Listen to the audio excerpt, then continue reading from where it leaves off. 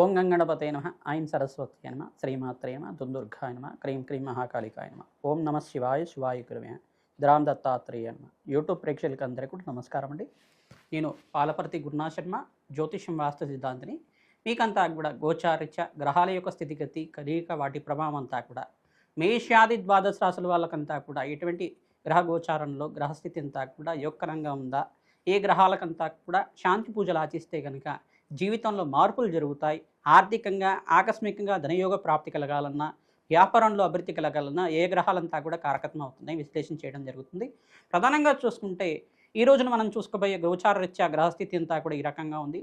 ఈ యొక్క వార ఫలితాల్లో భాగంగా ఏప్రిల్ నెలలో అంతా కూడా 12వ తారీఖు నుంచి 18వ తారీఖు దాకా వార ఫలితాలంతా కూడా విశ్లేషణ చేస్తున్నాం. ప్రధానంగా చూసుకుంటే గోచారరీత్యా గ్రహస్థితి ఈ రకంగా ఉంది.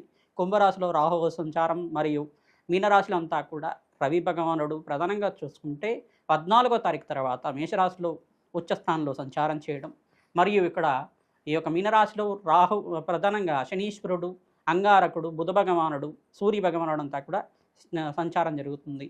శుక్రుడంతా కూడా ఈ యొక్క వార మధ్యలో అంతా కూడా చూసుకుంటే 13వ తారీఖు తర్వాత ఈ యొక్క వృషభ రాశిలో సంచారం చేయడం జరుగుతుంది. ప్రధానంగా చూసుకుంటే ఈ గ్రహస్థితి ఈ రకంగా ఉంది. బృహస్పతి అంతా కూడా మిథున రాశిలో సంచారం చేయడం, మరియు ఈ యొక్క కేతు యొక్క సంచారం అంతా కూడా సింహరాశిలో సంచారం జరుగుతుంది. కాలసర్పదోషంలో ఈ యొక్క గ్రహస్థితి అంతా కూడా కాలసర్ప స్తంభంలో అంతా కూడా ఉంది. ప్రధానంగా చూసుకుంటే కొన్ని రాశుల వాళ్ళకంతా కూడా అదృష్టయోగం కలిసి రావడం కానీ, కొన్ని రాశుల వాళ్ళకంతా కూడా మిశ్రమైన ఫలితాలు రావడం కానీ జరుగుతూ ఉంటాయి. ప్రధానంగా గోచారిత్య గ్రహస్థితి ఏం చెప్తుందంటే కర్మయోగాన్ని అంతా కూడా చెప్తుంది. కర్మ ఫలితాన్నంతా కూడా అనుభవించే విధంగా, కర్మదోషాన్ని నివారణ చేసే విధంగా గ్రహదేవతలంతా కూడా ఈ యొక్క దోషాన్నంతా కూడా పరిష్కారం చేసే విధంగా ఉంటారన్నమాట. ప్రధానంగా చూసుకుంటే శనీశ్వరుడు కర్మఫలదాత, బృహస్పతి అంతా కూడా యోగదాత అంతా చెప్పేసి అంటారు. ప్రధానంగా రాహు అంతా కూడా కర్మని అనుభవించే విధంగా చేస్తుంటారు. రాహుకేతులు ఇద్దరు కూడా కర్మని అనుభవించే విధంగా చేస్తుంటారు. ఈ గోచారిత్య గ్రహస్థితులంతా కూడా చూసుకుంటే వీటికి కేంద్రంగా అంతా కూడా చెప్తూ ఉంటారు. ప్రధానంగా మేషాది ద్వాదశ రాశులు అంతా కూడా ఈ గ్రహస్థితి ఈ రకంగా ఉంది కావున ప్రతినిత్యం కూడా ఇష్టదేవత ఆరాధన చేసుకోవడం, పరమేశ్వరుడికి అభిషేకాది కార్యక్రమాలు చేసుకోవడం, గోమాత సేవ చేసుకోవడం వల్ల రాజయోగ ప్రాప్తి కలుగుతుంది. ప్రతినిత్యం కూడా దత్తాత్రేయ ఆరాధన చేసుకోవడం వల్ల కూడా మంచి ఫలితాలు పొందుతారు. దత్తాత్రేయాయ స్మరణ మాత్రైన సంతుష్టాయ నమః నామాన్నంతా కూడా జపాన్ని ఆచరించడం వల్ల మంచి ఫలితాలు పొందుతారు. ప్రధానంగా చూసుకుంటే సకల గ్రహ దోష నివారణ అవడానికి ఆస్కారం ఉంటుంది. ప్రతినిత్యం కూడా అమ్మవారి ఆరాధన, దేవీ భాగవతాన్ని పారాయణం చేసుకోండి. ఖడ్గమల స్తోత్రాన్ని ప్రతినిత్యం కూడా చదవడం కానీ చేయడం కానీ చేయండి.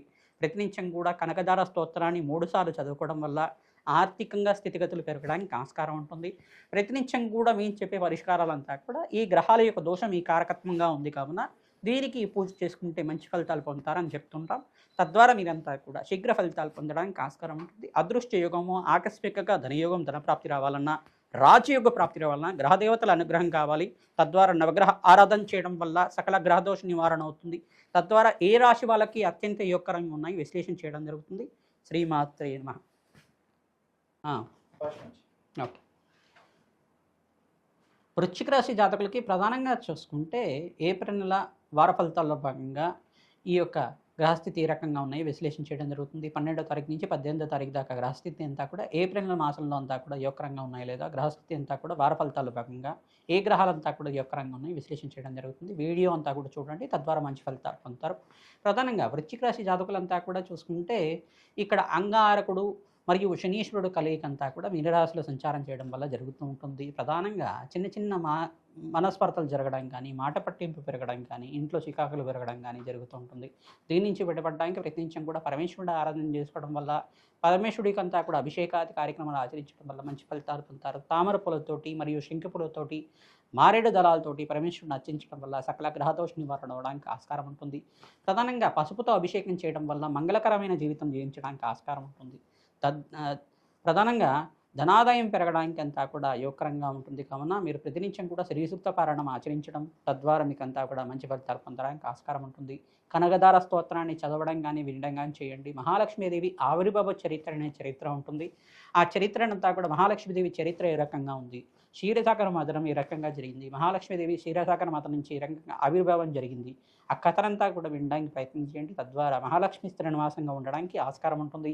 అప్పుల బాధల నుంచి బయటపడడానికి ఆస్కారం ఉంటుంది. మహాలక్ష్మీదేవి దేవాలయంలో తామర పూలను, మల్లె పూలని సమర్పించడం వల్ల ధనాదాయం పెరుగుతుంది. అమ్మవారికి అంతా కూడా ప్రీతికరంగా మంచి చీరనంతా కూడా సమర్పించడం వల్ల, వస్త్ర సమర్పణ చేయడం వల్ల కూడా ధనాదాయం పెరగడానికి ఆస్కారం ఉంటుంది. ప్రధానంగా తులసి మాలను సమర్పించడం వల్ల కూడా ఆరోగ్యవంతమైన ఐశ్వర్యవంతమైన జీవితం జీవించడానికి ఆస్కారం ఉంటుంది. ధనాదాయం పెరుగుతుంది.